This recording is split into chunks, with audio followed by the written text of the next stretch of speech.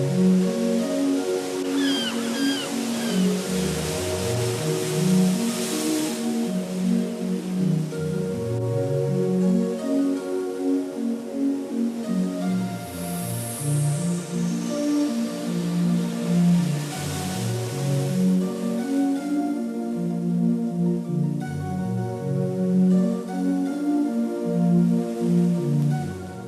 aux cerfs comme on ne l'a jamais vue.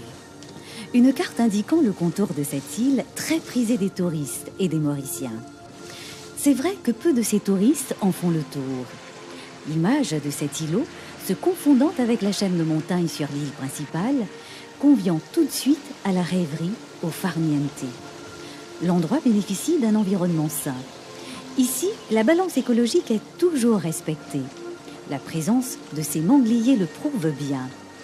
Une eau limpide invitant à la baignade, du sable blanc et un ciel bleu majestueux pour ceux en mal de bronzage. L'île aux cerfs se fait accueillante.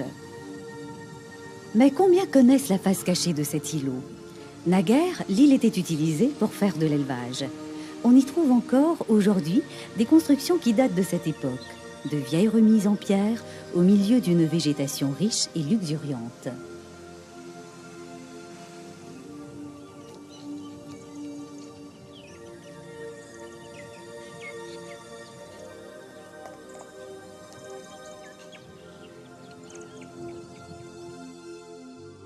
L'île aux cerfs se situe au large de Trou d'eau douce, dans le plus grand lagon de Maurice. L'île, qui était déjà un haut lieu touristique, a connu un développement conséquent avec l'aménagement d'un parcours de golf. Ce développement a rejailli sur le village côtier de Trou d'eau douce. De nombreux commerces ont ainsi vu le jour. Tôt le matin, le village bouillonne de touristes. À partir de 9 h, les affaires battent leur plein. Plusieurs formules d'excursion sont proposées. Aujourd'hui, Trou d'eau douce vit essentiellement des activités économiques liées au développement touristique de l'île aux cerfs. Le transport des visiteurs en est une parmi plusieurs autres. On peut se rendre sur l'île aux cerfs au choix, en speedboat, en catamaran ou encore sur de petites barques à moteur. Souvent, ces embarcations, qui ont demandé de lourds investissements, sont ramenées à terre le soir pour être remises à l'eau le lendemain. Question de sécurité. Une véritable industrie en a vu le jour. Des pique-niques sont organisés, des promenades sont proposées. L'esprit d'entreprise et d'originalité des Mauriciens est à la hauteur de leur réputation. Il y en a pour tous les goûts et pour toutes les bourses.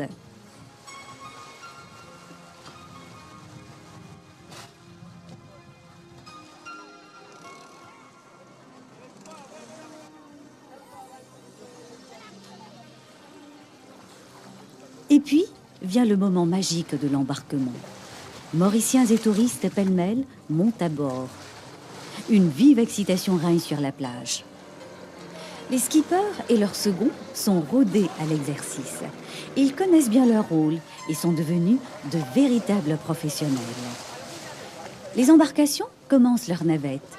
Ici, il n'y a point d'embouteillage, ni de longues attentes, sauf une certaine impatience à se retrouver sur l'île aux cerfs pour profiter de ce lieu paradisiaque. Si la visite à l'île aux cerfs a surtout pour objectif de passer quelques heures au calme, sans stress, profitant de la plage et de ses activités sportives, certains s'y rendent pour d'autres raisons. L'équipe de couleur marine a surpris ce couple qui s'y rendait pour célébrer son mariage. Parents et amis avaient pris place dans des bateaux, tandis que les futurs mariés étaient installés dans une embarcation parée de ballons et de guirlandes.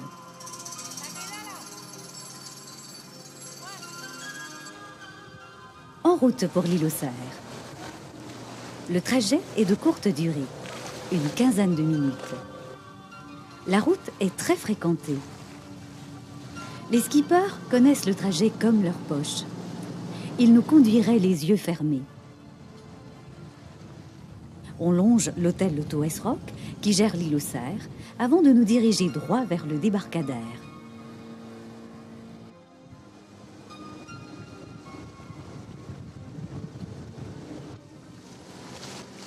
On se croirait comme sur une carte postale, aux couleurs si pures.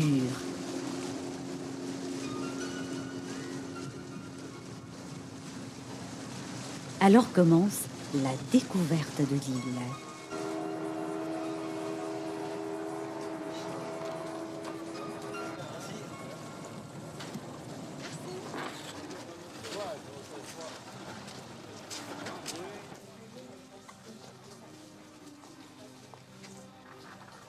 Les plages de l'île offrent suffisamment d'espace pour accommoder les visiteurs d'un jour.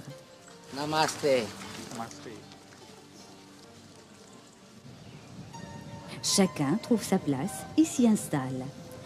Un bon livre pour compléter l'évasion, ou alors partir à la recherche d'un coin perdu pour se couper davantage du monde. D'autres ne se font pas prier pour piquer une tête et profiter de la mer qui vient lécher les plages de sable blanc.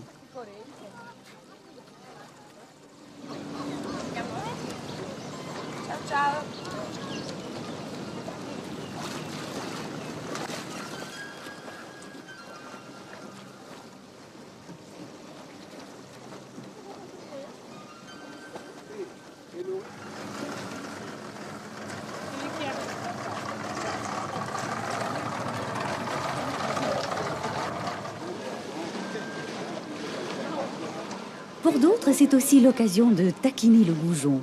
Et tout ça à l'intérieur même de la zone de sécurité. Cela profite de la marée haute pour appâter le poisson. On croirait rêver. Un paysage marin si pur, aux multiples tons, du bleu marin au bleu ciel. Si reposant.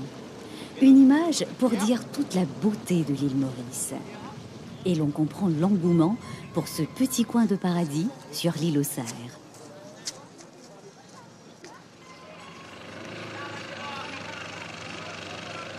À l'île aux Cerfs, les affaires se sont mises au diapason de l'ambiance ambiante. Les marchands de plage, nombreux sur l'île, ont préféré adopter le style folklorique. Ils ont, il y a quelques années, résisté aux autorités de l'île. Ils ne voulaient nullement s'installer sous un même toit, à l'intérieur de l'île, à quelques dizaines de mètres de la plage. Toutefois, aujourd'hui, l'anarchie que connaissait cette activité sur l'île semble avoir disparu. Tous les acteurs de ce secteur sont en possession des permis adéquats pour opérer. Les visiteurs peuvent y trouver des objets artisanaux et les traditionnels t-shirts et autres paréos. Les clients potentiels peuvent circuler à loisir entre les échoppes, prendre leur temps, choisir, discuter, négocier. Le temps ne compte plus.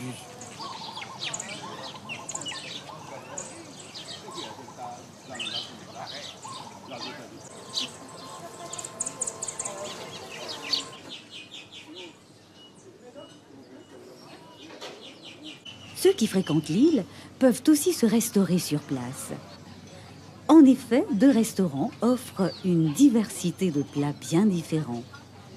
Le restaurant Paul et Virginie se spécialise dans des grillades de fruits de mer et bénéficie d'un service plus rapproché.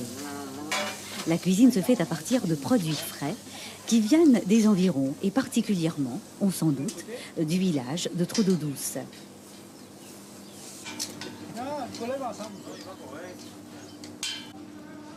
À l'île aux Cerfs, il y a 2 restaurants. Il y a le restaurant le Paul et Virginie et le marché fast-food. Le Paul et Virginie est un restaurant typiquement fruits de mer où l'emphase est mise sur toute une variété des produits de la région de Trou d'Eau Douce, qui est un village d'épaisseur. On sert beaucoup de poissons frais, des crustacés et frais à midi. Et ce restaurant peut accommoder jusqu'à 300 clients par jour. Et pour veiller à ce que le service soit impeccable, on a une équipe de 60 personnes qui travaillent au restaurant Paul et Virginie.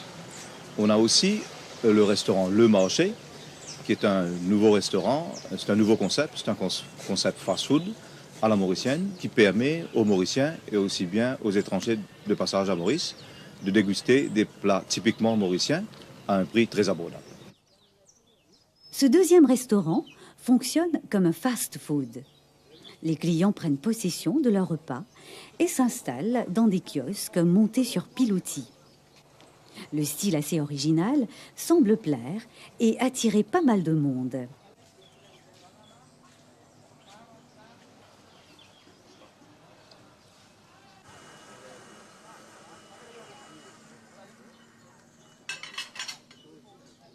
Que ce soit dans l'un ou l'autre restaurant, l'ambiance est conviviale. On y découvre un autre rythme de vie. On sent l'atmosphère vacancière qui plane. Et les visiteurs passent de longs moments à table. Ce ne sont pas les restaurateurs qui s'en plaindraient.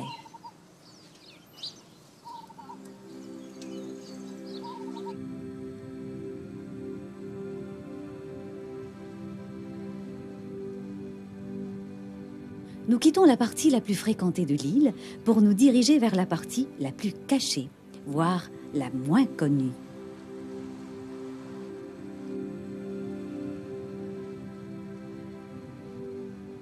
Il existe là, dans ce coin retiré, des activités plus personnalisées. Des prestataires imaginatifs proposent à leurs clients des packages. Tout est prévu, traversée, des chaises, des tables, le repas. Les clients se font chouchouter dans une ambiance plus intime, plus familiale. Ici, c'est le style pique-nique qui est adopté. Certains trouvent même le temps pour aller à la pêche aux oursins. Ah, les vénards!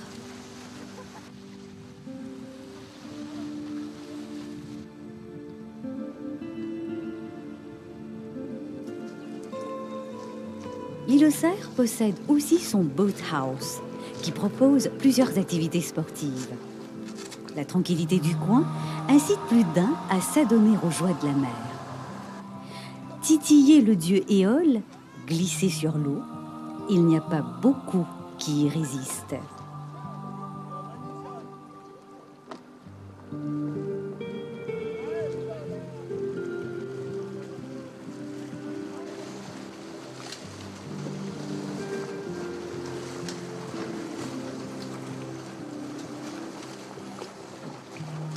Alors, toute voile dehors, petits et grands virent de bord pour prendre le vent, tandis que d'autres préfèrent le kayak et pagayer à la force de leurs muscles.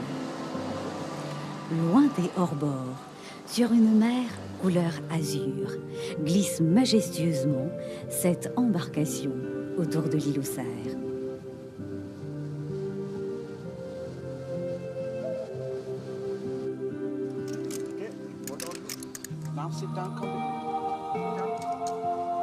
Les plus valeureux vont profiter des 2 plateformes disponibles pour faire du parachute ascensionnel.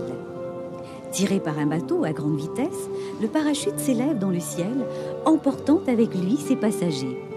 C'est là une expérience qu'il faut tenter au moins une fois dans sa vie.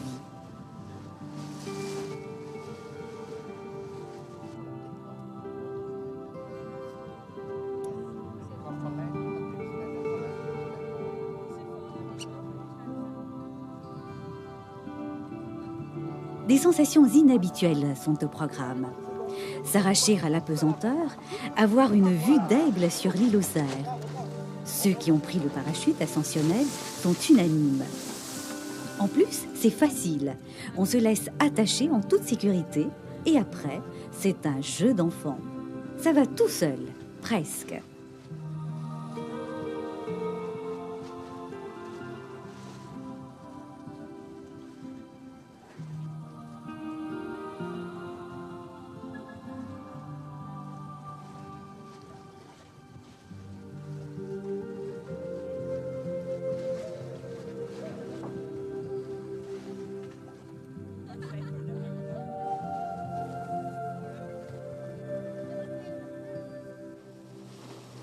Le ski nautique à l'île aux Cerfs se pratique exclusivement dans une zone délimitée. Cela permet aux skieurs de surfer relax, sans avoir à slalomer entre des nageurs et autres petits bateaux.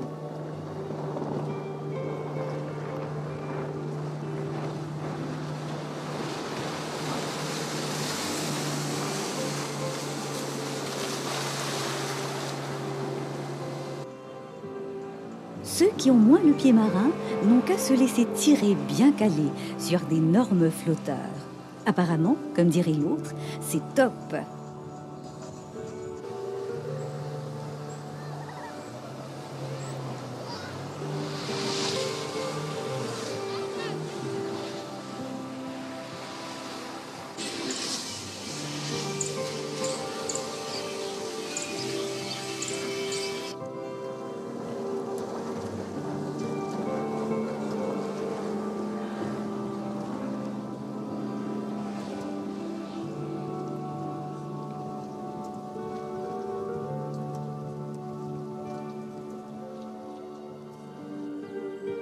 Pour ceux qui ont le cœur mieux accroché, ce flotteur aérodynamique assure des sensations très fortes.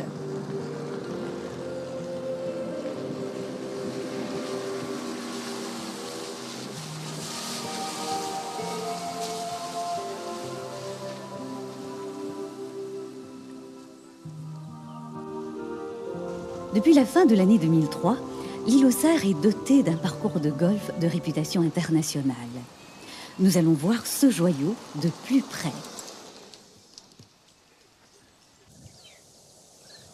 Situé au point culminant de l'île, d'où il domine le green du 18e trou, le clubhouse arbore le même thème architectural que One and Only, le Toes Rock, et comprend un pro shop particulièrement bien achalandé. La boutique peut habiller un golfeur de pied en cap et lui procurer tous les accessoires nécessaires.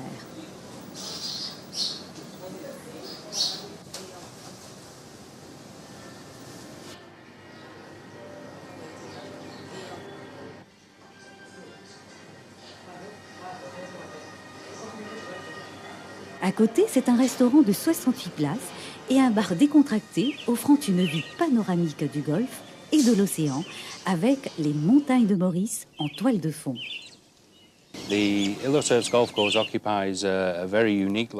Le golfe de l'île aux Cerfs est particulier par rapport au site sur lequel il est situé. Il y a très peu de parcours de golf au monde où l'accès se fait par la mer. Le parcours est long de 6476 mètres et occupe 80% de la surface totale de l'île.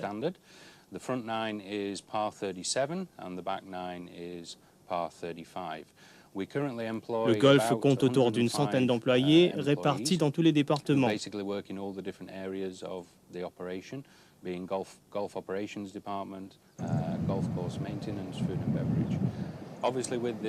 Le fait même que ce golf se trouve sur une île, son aménagement a dû prendre en considération plusieurs données au niveau de l'environnement. Nous avons sur l'île plusieurs espèces protégées. Le plan du parcours s'est ainsi adapté à cette réalité. Nous suivons à la lettre le code de conduite en ce qu'il s'agit de la protection de l'environnement lors de l'entretien du parcours de golf. Nous avons planté, voire replanté, quelques 45 000 plantes dont les variétés existaient sur l'île. Les responsables envisagent dans un proche avenir de planter jusqu'à 100 000 plantes sur l'île. D'autre part, il existe un projet pour enlever les arbres considérés comme inutiles et les remplacer par des plantes indigènes. Des efforts seront entrepris pour attirer d'autres espèces d'oiseaux à venir rejoindre la vingtaine de variétés déjà existantes sur l'île.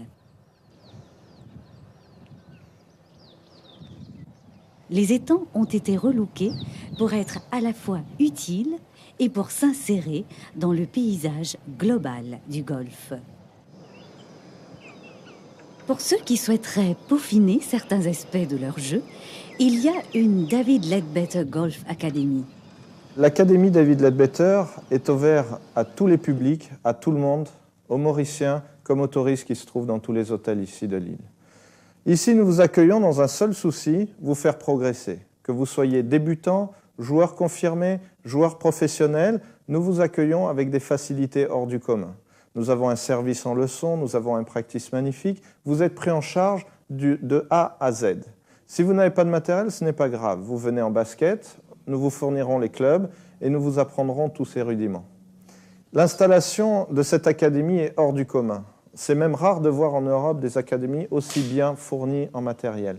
Nous avons ici 2 caméras fixes, une caméra de profil, une caméra de face. Un écran géant au plasma qui vous permet ainsi de voir votre mouvement de face et de profil en direct, ce qui vous permet de vous améliorer, de corriger votre mouvement en permanence et en direct. Vous tapez depuis l'intérieur d'une salle climatisée vers un practice ouvert avec des vraies balles de practice, des vraies balles de jeu. Donc ces conditions d'entraînement sont uniques sur l'île. Nous avons également l'équipe des pros qui est unique puisque aujourd'hui l'équipe des pros Leadbetter de l'île Maurice font partie sûrement des meilleurs enseignants de l'île.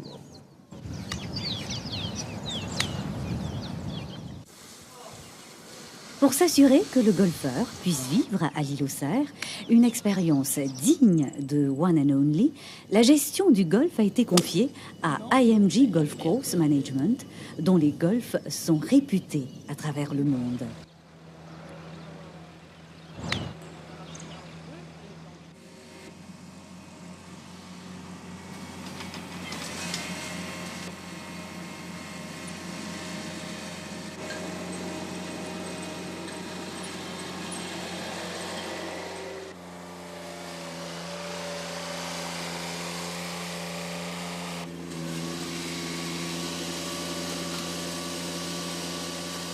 La maintenance des greens requiert des ressources humaines et des machines performantes. Ici, le gazon est chouchouté, cajolé par diverses machines. Chaque surface, chaque type de terrain, chaque partie du golf requiert des machines adaptées aux besoins spécifiques. Il y a celles qui coupent le gazon en surface, celle qui tond l'herbe qui pousse sous le gazon, ou encore celle qui est utilisée pour le sable. Tout doit être impeccable.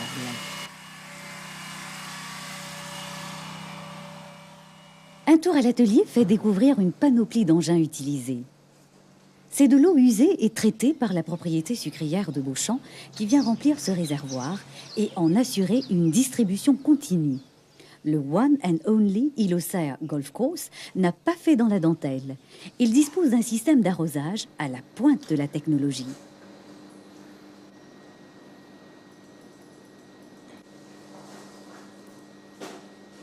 Ici, tout est informatisé.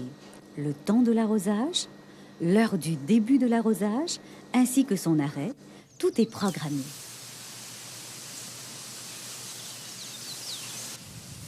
C'est pendant la nuit que se fait l'irrigation pour ne pas gêner les joueurs. L'arrosage se fait à travers 18 circuits, pourvus chacun de 22 points de débit. De quoi couvrir toute l'étendue du golf.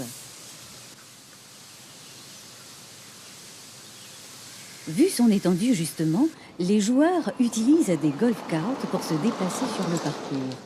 Ces véhicules fonctionnent sur batterie et ne causent pas de pollution.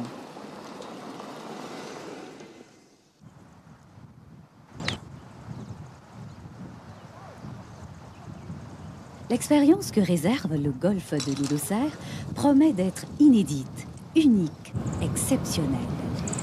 Ce parcours est parti pour obtenir une réputation mondiale. Bernard Langer, qui a dessiné le golf, est l'un des plus grands golfeurs, qui a remporté plusieurs championnats et qui a dominé le monde du golf pendant au moins un quart de siècle. À propos du golf de l'Île aux Cerfs, Bernard Langer dit « Avec le golf de l'Île aux Cerfs, j'ai voulu créer une expérience qui met en émoi tous les sens du golfeur. Je veux que chaque partie qui y ait lieu soit tant par l'incroyable cadre naturel du parcours que par les challenges qu'il représente, éminemment mémorable pour tous ceux qui la jouent. » Un parcours de championnat de 6476 mètres, à compter des aires de départ pour pro, attend les golfeurs. Si c'est de là que le joueur envisage de jouer, il a intérêt à être muni de son jeu des grands jours. Les choix seront nombreux et variés, presque tous les trous offrant des options de risque et de récompense.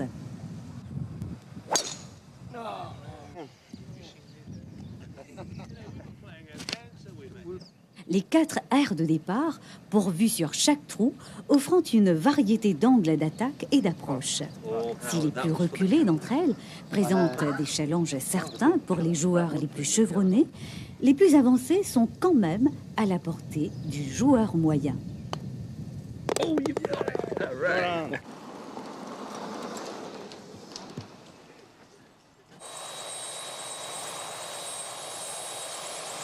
Et si, enivré par le charme du one and only Île-aux-Cerfs Golf Course, le golfeur prolonge sa journée sur l'île, il pourra encore rejoindre son hôtel en faisant le plein d'images de ce fabuleux golfe du haut de l'hélicoptère qui le ramènerait.